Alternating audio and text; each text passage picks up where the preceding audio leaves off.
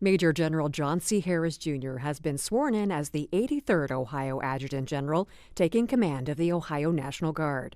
Harris enlisted in the Guard in 1981, and he recently served as the Ohio Assistant Adjutant General for Army. We sat down with Harris to discuss his priorities for the organization and to learn a little more about him.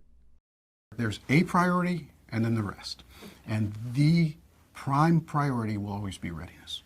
Not only the collective readiness of our units to go accomplish that federal mission that we're called to do, but the readiness to respond to the people of the homeland here in the state of Ohio. I believe that the highest demand for us as individuals for readiness is that homeland response, because that's come as you are. There's no pre-mobilization training, there's no spin-up time. When the governor calls us and says, I need the Guard for whatever the mission is, we will go as we are. So that means you'd better be physically ready. That means that you better be medically cleared. That means that you'd better be dentally ready. Your administrative documents need to be in order, because there is no time to do that. If the citizens of this state need us, they need us now. And I think the standard is 4 hours. Readiness will always be the prime priority. And then, of course, below that is how we take care of our soldiers and our airmen and our families and our employers as we prepare for those missions. We certainly can't neglect that. And I will certainly be placing a priority on what a former Adjutant General, General Wade, labeled as a three-legged stool.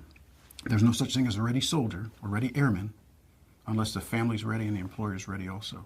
So you'll see increased emphasis from me on those levels of readiness, on what are we doing with our families, particularly in this environment where we expect so much.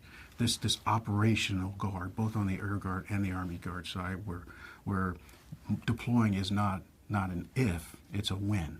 And we know that we're going to deploy these folks. We know we're going to deploy them multiple times. I think we need more emphasis on making sure the families are prepared for that. Well, that's an interesting question, because it has morphed over the years. I think the Army definition of leadership really has gotten it right. I've had an opportunity through some other endeavors outside of the Guard to not only visit with some of the highest performing organizations in the country, but through the Baldrige program to actually be a judge. So I've had a chance to assess some of the highest performing corporations and companies in the country. And I truly believe that the Army's gotten it right with its definition that leadership is the process of influencing people by providing purpose, direction, and motivation to accomplish the mission and improve the organization. I think the key word there is influencing. Every leader has to have the ability to use their personal influence to make the people around them better than they think they can be. If you elevate the level of performance of the people around you to a higher level than they thought they could have achieved, then you're a leader. Sometimes we focus too much on that, providing purpose and direction, and in my youth that was what I did.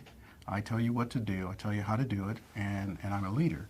Now I understand that process of influencing by having personal credibility, by building trust, to make the people around you better, to empower them to be better, to give them the tools they need to be better, is really what defines a leader. I enlisted for pretty much the same reason that most of our soldiers and airmen enlisted. I was looking to pay for college.